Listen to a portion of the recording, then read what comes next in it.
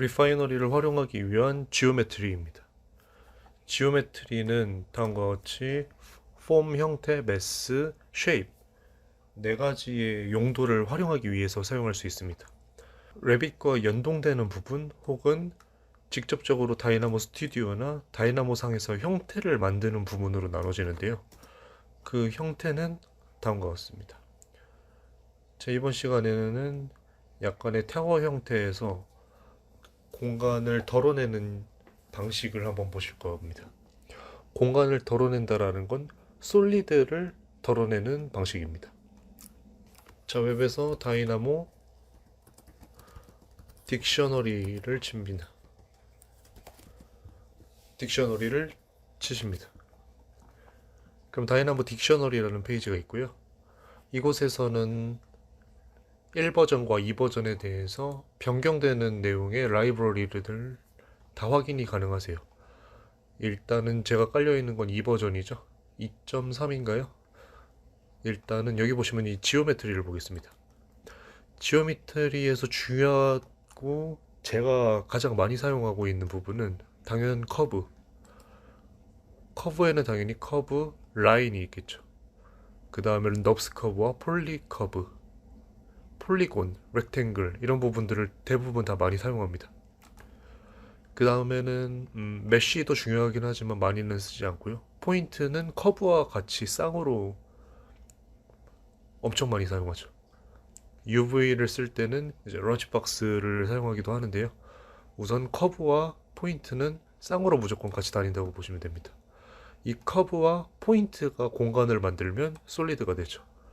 솔리드의 형태들은 이 뒤에 이렇게 나오지만 솔리드와 이제 다음으로 쌍을 이루는 건 서페이스라고 보시면 됩니다. 이런 식으로 정육면체의 솔리드가 만들어졌을 때 익스플로드를 시키면 서페이스가 6개가 생기죠. 그런 부분들을 잘 활용하시면 좋을 것 같습니다. 그래서 솔리드를 익스플로드하면 서페이스를 익스플로드하게 되면은 라인 혹은 커브와 포인트가 나온다라는 공식을 알아두시면 좋을 것 같습니다. 그 다음에는 여기에 지오메트리를 칩니다. 지오메트리를 치게 되면 이 지오메트리의 아이콘을 익혀두시면 편합니다. 이런 식으로 빨간색과 흰색이 나오고요. 가장 많이 쓰는 부분은 이 빨간색과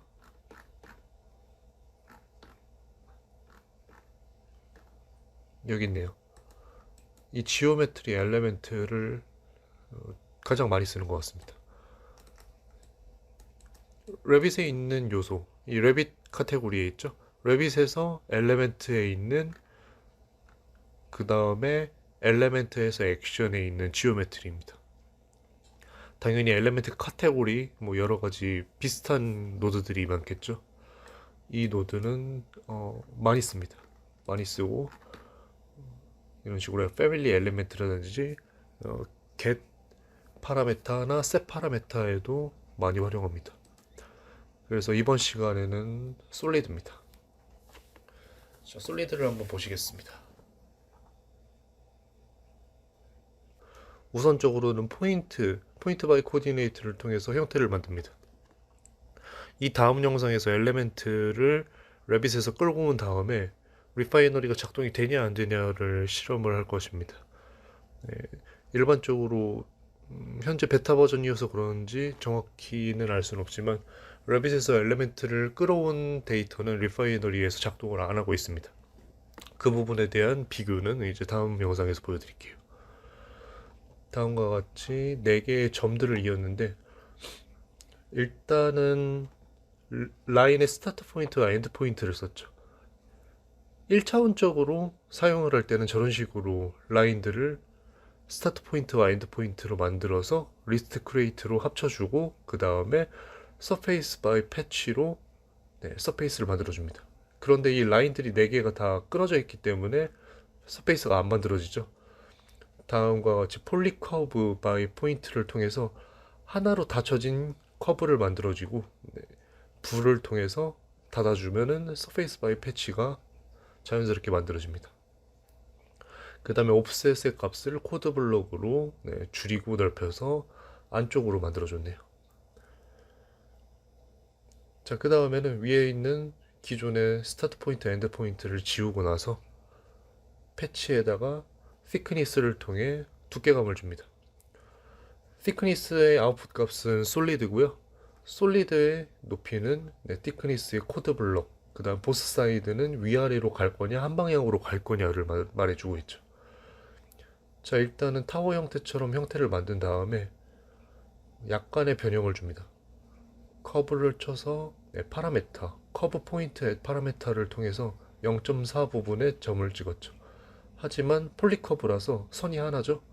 익스플로드 시켜서 커브를 4개로 만들어줍니다. 그 다음 포인트를 4개로 만들고 이 포인트들을 패치로 연결시킨 다음에 서페이스, 그 다음에 thickness를 통해서 솔리드를 또 만들어줍니다. 두 가지 솔리드가 만들어졌고요. 여기서 중요한 건 이 디퍼런스 얼이죠. 이 디퍼런스 얼은 두 개의 솔리드가 만들어졌을 때 교차되지 않는 부분에 솔리드를 찾아줍니다. 그 다음 인터섹트는 두 개의 솔리드가 겹치는 부분을 만들어주죠. 이 두 가지 디퍼런스얼과 인터섹트는 상황에 따라서 쓰이는 방향이 다르지만 매우 중요한 노드입니다. 솔리드를 쓸 시. 지오메트리이기 때문에 서페이스를 쓰셔도 됩니다. 그 다음에는 똑같이 포인트 바이 코디네이트를 통해서 리스트 크리에이트를 한 다음에 위치를 잡아줍니다. 프로젝트에서 진짜로 사용하실 때는 이렇게 쓰실 경우는 많지는 않으세요. 기존에 있던 내용들을 끌어다 쓰긴 하는데 우선 여기서는 간단하게 이해를 돕는 튜토리얼이기 때문에 포인트로 이전에 했던 방식과 같이 폴리커브를 만들고 패치를 통해서 서페이스를 만든 다음에 thickness로 솔리드를 만들죠. 그 다음에 기존에 있던 곳과 새로 만든 거에 디퍼런스를 통해서 솔리드를 덜어내 줍니다. 자, 이런 식으로 높이 값을 조절해 줄 수 있는 건 코드 블럭이 지금 관리를 하고 있고요. 위아래로 했을 때 70짜리와 뭐 10짜리 이런 식으로 바꿔서 만들 수 있죠. 네, 처음에 있는 포인트로 20이라는 코드 블럭을 했을 때 살짝 로딩이 길어집니다. 이런 경우에는 포인트 Z 값을 4개를 다 줘야 되기 때문에 매뉴얼을 오토매틱이 아닌 수동으로 한 다음에 하시면은 좀 더 빠르게 하실 수 있죠. 그래서 간격 띄우기 효과를 줘서 위로 띄운 다음에 똑같이 디퍼런트 어를 통해서 교차되지 않는 부분을 덜어내 줍니다.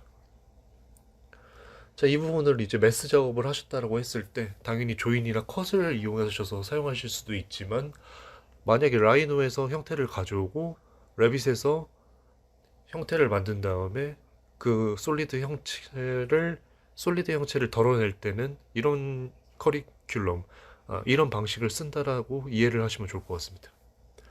그래서 지금은 커브와 포인트, 서페이스, 그 다음에 솔리드를 쭉 한번 보셨습니다.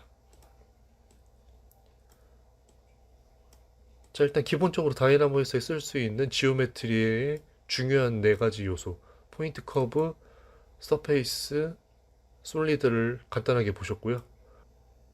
자, 이제는 리파이너리를 돌리기 위해서 아까 전에 만들어 놨던 코드 블럭들을 넘버 슬라이드로 변경시키겠습니다.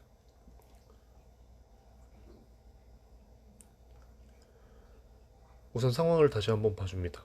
폴리커버가 있고요. 그 다음에 저 포인트들은 저렇게 돼 있지만 저 넘버 슬라이드를 지금 건들진 않겠습니다. 코드 블록의 숫자를 바꿨을 때 이렇게 변경이 되는구나를 다시 한번 확인을 하고요. 저 부분을 넘버 슬라이드를 통해서 하나씩 변경해 줍니다.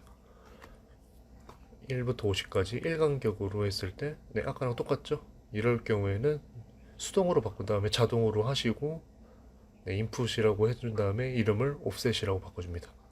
넘버 슬라이드라고 해주시면은 그 이름들이 다 겹쳐서 리파이너리에서 오류 처리를 합니다. 그래서 이렇게 이름을 바꿔주셔야 됩니다. 돌리면은 27값, 그 다음에는 자, 그 다음에 thickness죠. 저 thickness 덜어내는 부분에 대해서 넘버 슬라이드를 뭐 20에서 60, 5간격으로 바꾸고 연결시켜 줍니다. 똑같이 이름을 이제 H로 바꿔주고요. 뒤에 있는 값은 솔리드이기 때문에 솔리드의 에어리어를 한번 놓고서 아웃풋으로 한번 넣겠습니다. 프리뷰를 했을 때 저 thickness는 전체 네모였고요. 위에 있는 것도 이제 디퍼런트를 하기 위해서 만든 솔리드들이었기 때문에 일단 보겠습니다. 카운트를 통해서 랜덤 리스트 소수점 이하의 리스트들을 놨고 소수점 2자리까지 만든 다음에 파라미터를 뿌려줬네요. 여기서 if를 해서 버튼을 만들겠죠. 불을 통해서 버튼을 만들고 테스트에 놓은 다음에 카운트에 있는 숫자를 리스트로 주고서 랜덤으로 돌아가게 만들었습니다.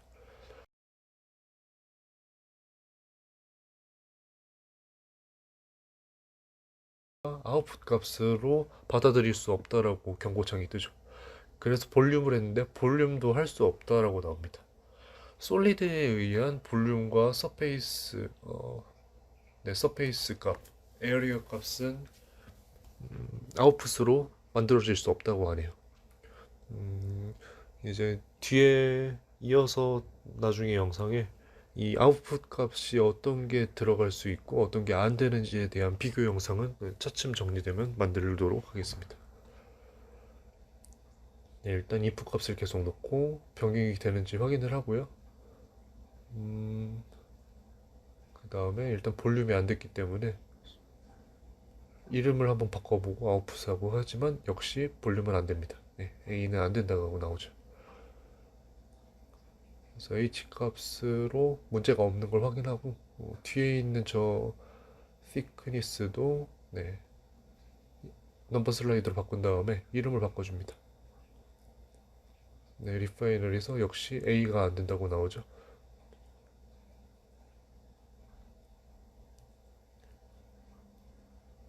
저 포인트를 놓고 A에 대한 아웃풋 값을 없앤 다음에 그냥 돌려봅니다.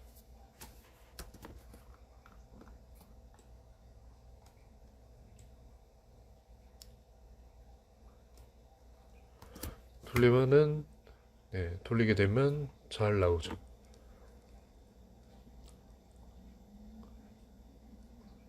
이제 두 차례 정도 리파이너리를 이렇게 돌리는 걸 보시면은 이 리파이너리를 어떤 식으로 써야 될지 살짝 감이 잡히실 거예요. 어떤 부분을 변형시켜서 알트들을 많이 만들지에 대한 매개 변수, 이 매개 변수를 어디에다 걸고 어떻게 변경시킬지가 가장 중요합니다. 작게는 패밀리들의 형태 변형도 가능할 것으로 예상은 되고요. 크게는 형태, 파사드라든지 전체적인 디자인적 변형들까지 볼 수 있을 것으로 예상을 합니다. 그래서 다음 차수가 계속 진행되면서 디테일한 요소들을 하나씩 선정을 하고 그 디테일하고 어려운 요소들을 한번 같이 따라하는 시간을 갖도록 하겠습니다. 이런 타워 형태는 쉬운 편이죠. 이 부분에서 이제 더 복잡하게 나가게 되면은 다른 영상들 유튜브에서 찾아보실 수 있는 여러 가지 타워가 뭉쳐 있고 각자의 크기가 달라지고 이런 형태가 되겠죠. 그런 거 근데 이제 그런 건 안 쓰죠. 쓸 데가 없죠. 그래서 일단 이번 시간은 이곳에서 마치겠습니다. 끝까지 봐주신 분들을 위해서 혹시나 리파이너리를 처음 하시거나 이 다이나모의 솔리드나 지오메트리 부분을 처음 이렇게 다루시는 분들은 손에 잘 익지 않으실 수 있습니다. 원하시는 부분이라든지 궁금하셨던 부분을 남겨주신다면 댓글로 남겨주신다면 뒤에서 이어지는 부분에 참고를 살짝 하도록 하겠습니다. 감사합니다.